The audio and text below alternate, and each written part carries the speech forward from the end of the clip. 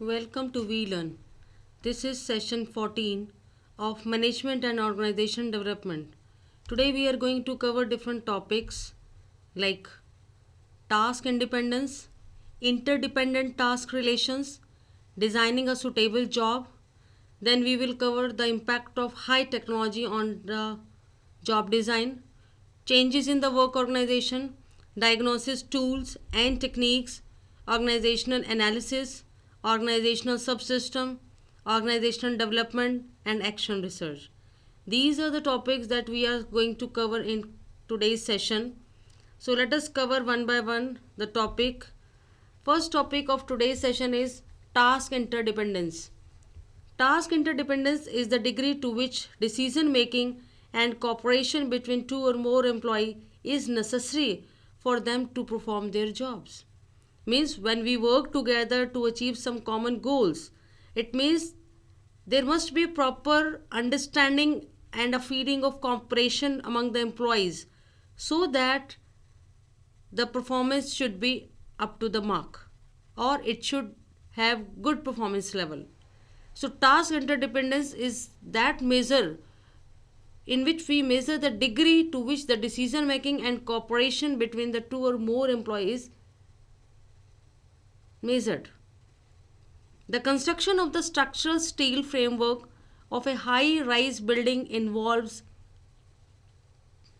a degree of task interdependence between the crane operator, ground crew, and assembly crew in moving and joining the steel girders and beams. The example is taken from the steel industry where different people with different expertise are involved, they are interdependent for the task to be done. Interdependent task relations are classified into three major categories. First one is pooled interdependence, sequential interdependence, and reciprocal interdependence. These three kinds of interdependence relations are there. First is that we have covered that it was pooled interdependence, sequential interdependence, and reciprocal interdependence. Now we are going to design a suitable job. Now in this topic we will learn that how different parameters are basically responsible for creating a suitable job, right? The first one is you need to know an optimum level of variety, an appropriate degree of repetitiveness, an appropriate degree of attention with accompanying mental absorption, an optimal level of responsibility for decisions and degree of dispersion present, an optimal level of responsibility that is the part of a suitable job, employees control over their own job, the presence of goals and achievement feedback, perceived contribution to a socially useful product or service, opportunities for developing the friendship, we are dependent upon others for task achievement, some influence over the way the work is carried out, perceived skill utilization. Means when we design a suitable job तो हमें बहुत सारे parameters को consider करना होता है, like degree of रिपीटेटिवनेस को, interest को, गोल्स ऑफ द ऑर्गेनाइजेशन को, एंड कहाँ पर ये काम परफॉर्म किया जा रहा है उस वो भी एक इम्पॉर्टेंट पैरामीटर है, and what are the opportunities that are there that helps you to design a suitable job. Now, what is the impact of high technology on the job design? Yes, it is one of the most wonderful question. And the answer of this particular question is automation. When we make use of high technology in the designing of the job, it helps to automate the process. And automation leads to increase in the speed, ultimately efficiency, and in turn productivity keep on increasing. So impact of high technology on job design is of remarkable type. Flexible manufacturing is possible only with the help of high tech tools. We can build electronic offices. Workflow and process reengineering is possible just because of the high technology. So the workflow and process engineering, electronic offices, flexible manufacturing, automation of the work, all these are the benefits that we achieve after automizing the job. Next is changes in the work organization.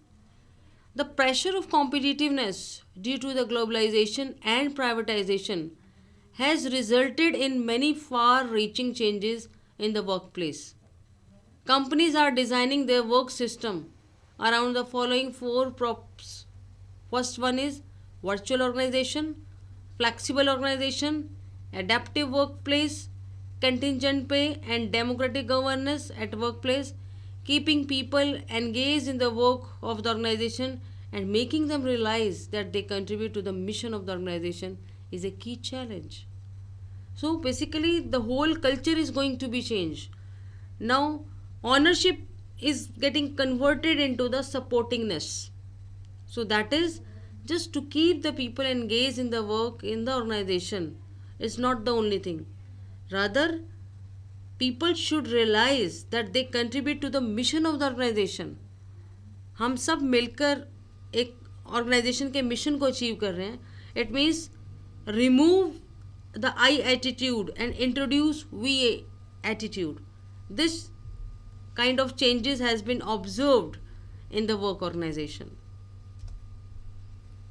And when we talk about the changes in the work organization, there are lots of other parameters like job insecurity and work intensification, flexibilization and casualization, commodification, rescheduling work arrangements, growing relevance of knowledge work. So all these parameters helps to get some changes. Things are now modernized. Security parameters are going to be changed. There is two kind of attitude, casual attitude and professional attitude. Flexibilization, rescheduling, growing relevance of knowledge work. All these things are sort of changes in the work organization. Diagnosis tools and technique. In the field of organization development, there are many activities and disciplines. One of these is the area of organization diagnosis and the use of structured organizational diagnostic tool. Most important area जिसके ऊपर हमें focus करना है, that is the diagnosis of organization basically. The effective diagnosis of organizational culture and structural and operational strengths and weaknesses are fundamental to any successful organizational development intervention. So in the very beginning, at the starting stage, we need to apply the diagnosis. Not only diagnosis, rather we have to prepare an action plan for the same.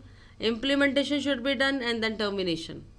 These are the stages through which a diagnosis has to be carried out. Organizational analysis. Another important thing that must be kept in mind while developing an organization and managing any organization, that there should be a proper organizational analysis. Yes, we are talking about the organizational analysis. Analyzing the organization in terms of its components, their functioning, is the first step in comprehensive diagnosis.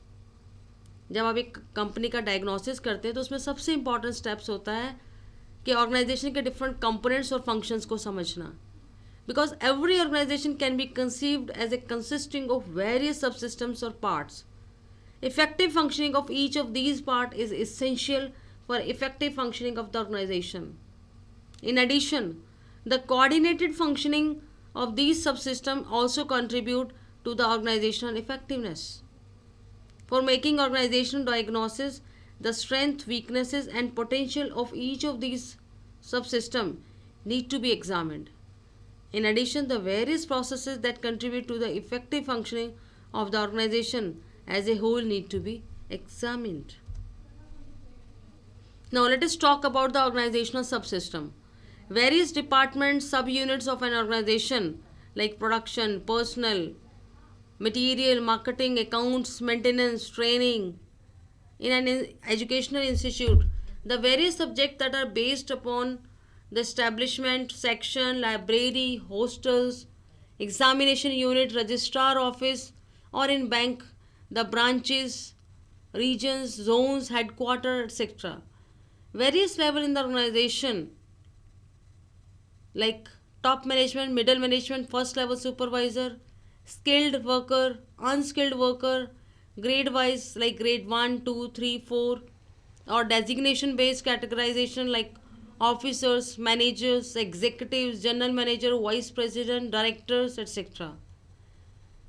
So the purpose is basically that organization subsystem is there in every part of the organization. Geographical units like north, east, west, south zone, Calcutta region, Delhi region, and similarly organizational subsystem can also be seen in the form of functional background like engineering services, non-engineering group, experience and education based subsystem like new recruits, experienced employees, employees joined 1 year ago, 2 year ago, and so on. Division based subsystem are there. Product based divisions such as agricultural product, chemical division, automobile division. So all these are the basically the examples of the subsystem. When we at an organizational level, there are other examples of the subsystem like personal and HRD, recruitment, reward, induction, performance, appraisal, promotion, training, job rotation, and research and development, stakeholders, financial management, marketing management. All these are the subsystem of the organization which helps to complete the task of the organization. Now, let us talk about the organization development. Organization development is a long term effort led and supported by top management to improve an organizational visioning, empowerment, learning, problem solving process through an ongoing collaborative management of organizational culture with special emphasis on the culture of intact work team and other team configurations, utilizing the consultant's facilitator role and the theory and technology of applied behavior science including action research. Now, let's talk about the action research. Action research, it was developed by Kurt Lewin in the year 1947, is a core component of the organization development and an important tool of organization analysis.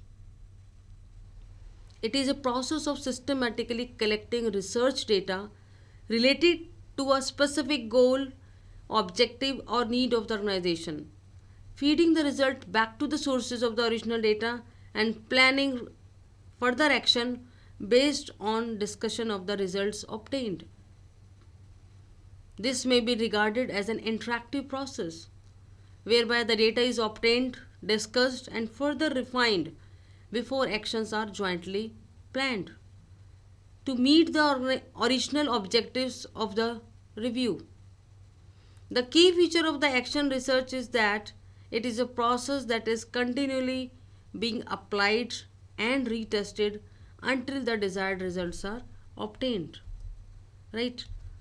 So, action research is a hot topic in organizational development because it acts as an important tool in terms of organization analysis, जिसमें हम बहुत एक systematically process को apply करते हैं, जिसमें हम कुछ डेटा को कलेक्ट करते हैं, एक स्पेसिफिक गोल और ऑब्जेक्टिव को माइंड में रखते हुए उसका रिजल्ट्स को फीडबैक्स को वेरीफाई किया जाता है, उसके अकॉर्डिंग फिर से प्लानिंग की जाती है, हम उसके अकॉर्डिंग फिर से एक्शन लेते हैं एंड देन फाइनल डिस्कशन का एक रिजल्ट ऑब्टेन किया जाता है. So this sort of thing is basically called as a action research. So before we end this session, there is a do it yourself exercise for you. First one is you have to define the action research. First question is this. You can write 10 points about it. Second is explain the method of organizational analysis. In this you have to explain that how actually the organizational analysis or different methods are being used for the analysis of the organization. Right? So with this we are going to finish this session. Thank you.